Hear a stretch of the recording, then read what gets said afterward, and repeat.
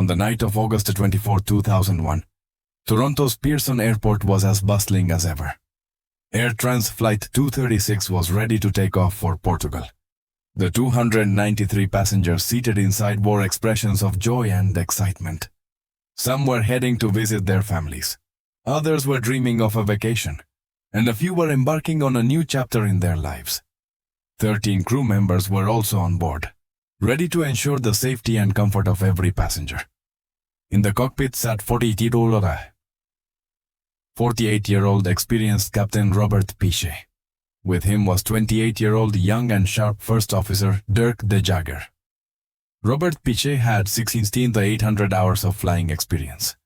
He was an expert in flying gliders. Playing with the wind was in his blood. At 12:52 a.m., the plane said goodbye to the land of Toronto and disappeared into the deep blue sky of the Atlantic. Everything was perfect. In the cabin's soft light, people were sleeping. Some were talking in low voices, and the crew members were smiling as they went about their duties. Below was only the endless peace of the Atlantic Ocean, and above, a sky full of stars. No one had any idea that this beautiful night was about to become the most terrifying and memorable night of their lives. The plane was flying smoothly at its altitude of 39,000 feet, on its way to its destination. But fate had other plans. That inside the massive Iron Bird, a small flaw was breeding a malfunction that would, in just a few hours, push 306 lives into the jaws of death. That night was more than just another Oran. It was the beginning of a battle between life and death that the world would never forget. About 4 hours into the flight, everything was calm. Most of the passengers were fast asleep. In the cockpit, Captain Pesce and First Officer Doug de Jager were monitoring their instruments. Then, at 5:03 a.m., a yellow light on the cockpit's warning system came on. Fuel imbalance. This meant that the fuel in the plane's right-wing tank was running out faster than in the left tank. Captain Pesce dismissed it as a minor sensor glitch. This often happened. He thought it was probably a technical fault. He told the first officer, "Transfer a little fuel from the port bypass tank to the starboard tank. Maybe that will even out the balance." It was a standard procedure. But that night, it was about to prove to be the biggest mistake of his life. He didn't know that a small leak had already started in the right engine's fuel line. The leak was caused by a wrong hydraulic tube being fitted, a mistake by the maintenance team. Now, as soon as they started the fuel transfer, the leak began to increase rapidly. Every minute, about 13 kilos of jet fuel were being wasted into the cold Atlantic air. A flight attendant seated in the back of the cabin detected a faint smell of fuel, but it was impossible to see anything outside in the pitch-black night. He thought it might be the smell of something else. The crew in the cockpit was still unaware that their plane was slowly bleeding. The quiet night was gradually turning into a terrifying suspense, where every moment was a matter of life and death. For the next 30 minutes, the cockpit was engulfed in confusion.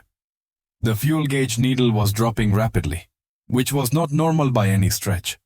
First Officer Doug kept running the calculations, but the results were shocking every time. The fuel consumption was far higher than expected. He said to the captain, "Sir, something is very wrong. The fuel is running out so fast it's like someone is drinking it. I think there's a leak somewhere." Captain Pish was still not entirely convinced, but the lines of worry on his forehead deepened. He decided to continue heading for the Azores because he had no other choice in the middle of the ocean. Thousands of feet below, there was only the cold, dark water of the Atlantic. It was 5:45 a.m. when another alarm sounded in the cockpit. Engine oil temperature high, oil pressure low. This was a warning for the right engine. Number 2. Because of the fuel leak, the oil lubricating the engine's parts was also leaking. The situation was now getting out of hand. Captain Pichet immediately contacted air traffic control. Keeping his voice as calm as possible, he said, "Samara Control, this is Air Transat 236. We have a suspected fuel leak. We need to divert. Requesting immediate diversion to Lajes Air Base in the Azores." The Azores archipelago was the closest land at the time, but even that was about 300 kilometers away. ATC immediately cleared them on the route. Now their race against time had begun. They didn't know how much fuel they had left or whether they would even make it to land. Every passing moment brought them closer to death. It was 6:13 a.m. At 38,000 feet over the Atlantic Ocean, the fear in the cockpit had now become a reality. The right engine let out a harsh, coughing sound and then shut down with a jolt. A large red light began to flash on the cockpit screen. Engine 2 flame out. The plane tilted slightly to one side and a strange vibration was felt in the cabin. The passengers who were awake grew nervous. Captain Pichet took control of the plane. They now had only one engine left. The left engine. Number 1. He hoped he could make it to Ajos on one engine, which was still about 200 kilometers away. But that hope lasted only 13 minutes. At 6:26 a.m., the left engine also failed. A terrible silence fell. Both of the plane's engines were now off. The 300,000-kilo behemoth Airbus was now just a giant glider, plummeting from an altitude of 35,000 feet at a rate of 2,000 feet per minute. Emergency lights in the cabin came on. The air conditioning shut off, and a terrifying silence spread. Passengers began to scream and shout. People started crying and praying. They felt that it was all over. Below was only a sea of death, and above a dark sky. In that silence, only the whoosh of the wind could be heard, as if a giant bird with broken wings were plummeting toward the ground. The cockpit was deathly silent. Captain Robert Pichet held the stick tightly. There was no fear in his eyes, only a strange calm. He looked at First Officer Dirk and said, "We've lost both engines." Dirk replied in a trembling voice, "We're gliding, sir." They only had 19 minutes left. If they didn't reach the ground within 19 minutes, the plane would plunge into the Atlantic. Lecces Air Base was still 120 kilometers away. It seemed impossible, but Captain Pichet wasn't giving up. He was a trained glider pilot. He knew how to control the plane even without engines. Then, with a loud roar, the ram air turbine deployed from the underside of the plane. It was a small fan that spins on air pressure to generate a little electricity for the plane's essential systems. Some of the cockpit screens came back to life. Dirk immediately pulled the Med-A call to air traffic control. "Med-A. Trans T-236, both engines failed. We are gliding to Lecces." A shocked voice came over the other end from the ATC operator. "Confirm both engines out." "Affirmative, both engines out," Dirk replied. Emergency sirens blared at Lejeune Air Base. The runway was cleared. The fire truck and ambulance were standing by. Now everything was in Captain Pichet's hands. One small mistake and 306 lives would be lost. He was flying that giant inanimate bird on the wings of his experience. Friends, this part of the story is spine-chilling. If you were on that plane, what would you have done? Be sure to let me know in the comments. Every like and comment means a lot to me. Please, if you haven't subscribed yet, please do. What's coming next will blow your mind. Let's get back to the story. While a silent battle was raging in the cockpit, the atmosphere in the cabin was heart-wrenching. In the yellow glow of the emergency lights, the terror on the passengers' faces was clearly visible. The moment the sound of the engines stopped, everyone knew something had gone terribly wrong. Children were crying. Their mothers were hugging them, trying in vain to quiet them. Some people were praying with their heads bowed in their seats. Some had started writing short goodbye notes to their loved ones. The cabin pressure had dropped, causing people's ears to hurt. The cabin crew, without regard for their own lives, was telling people to stay calm. They kept shouting, "Fasten your seatbelts, stay calm, put your head down." One flight attendant later said, "We didn't know if we were going to survive, but our training was to keep the passengers calm until our last breath." One passenger looked out of his window. He could only see darkness and the ocean waves shimmering in the moonlight below. He assumed these were the final moments of his life. He gripped his wife's hand tightly and closed his eyes. On that plane, everyone was watching the movie of their life play out before their eyes. The fear, the helplessness, and the terror of being separated from loved ones cannot be put into words. There wasn't just a plane. It had become a floating coffin for 306 beating hearts, moving closer to its grave with every passing moment. In the cockpit, the captain was calm, like a yogi. His entire focus was on the plane's glide angle and speed. He knew that if the speed was too high, the plane would plummet, and if it was too low, it could stall and fall. He maintained the plane's speed at 280 knots, which was about 550 km/h. This was the perfect gliding speed. First Officer Dirk was constantly updating him on the altitude, distance, and wind direction. Altitude 18,000 feet. Distance 60 nautical miles. Dirk's voice echoed in the cockpit. Captain Pichet was calculating in his head. Every foot of altitude was precious. He knew he had to convert this altitude into distance. His years of gliding experience were going to save the lives of 306 people today. He used the air currents to put the plane on a path where it could travel the maximum distance with the minimum loss of altitude. It was nothing short of magic. He was making a 300,000 kilogram piece of iron glide through the air like a paper boat. Below, there were thick clouds. He couldn't see a trace of land. Still nothing on the radar, Dirk said. Captain Pichet whispered, "We'll see it."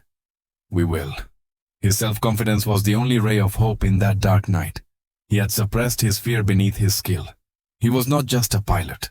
That night he had become a god to 306 people. Time was passing quickly. The plane was now at an altitude of 13,000 feet. There were only a few minutes left until landing, but they still couldn't see the ground. Despair began to set in the cockpit. Would all their hard work go to waste? Would they lose out after coming so close to their destination? Just then, from between the clouds, First Officer Dirk suddenly shouted, "Land ahead! I see lights! That's Lajes!" They weren't runway lights. They were the lights of a small town in the Azores. But in the middle of that dark ocean, that light looked like a piece of heaven.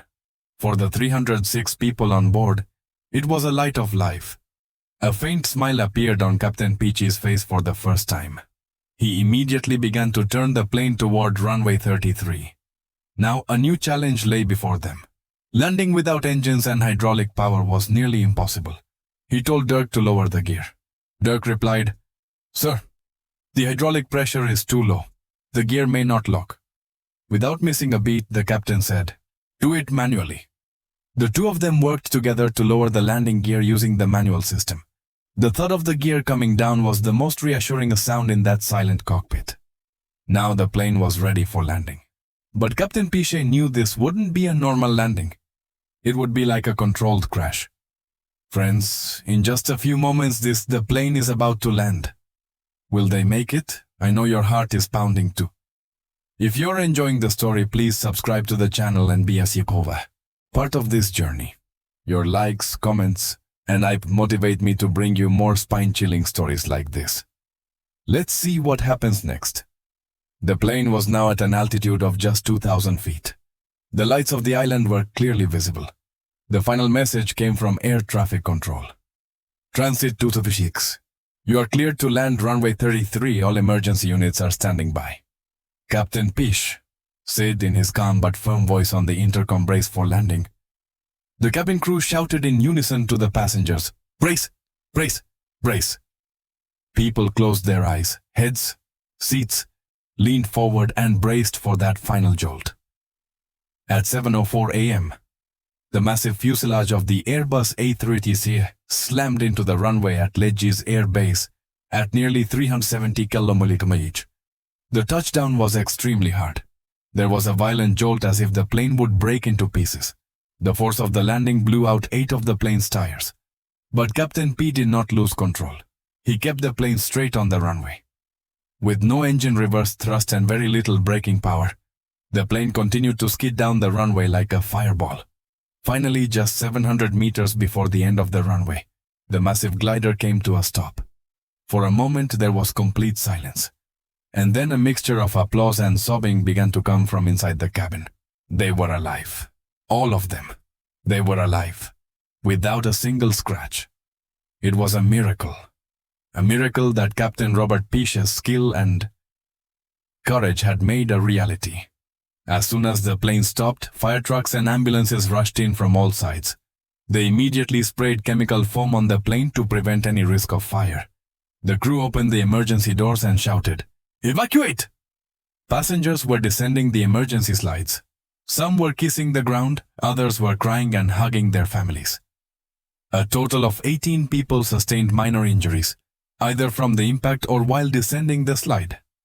Once all the passengers were safely out, Captain Robert Peachy and First Officer Doc Jigger emerged from the cockpit.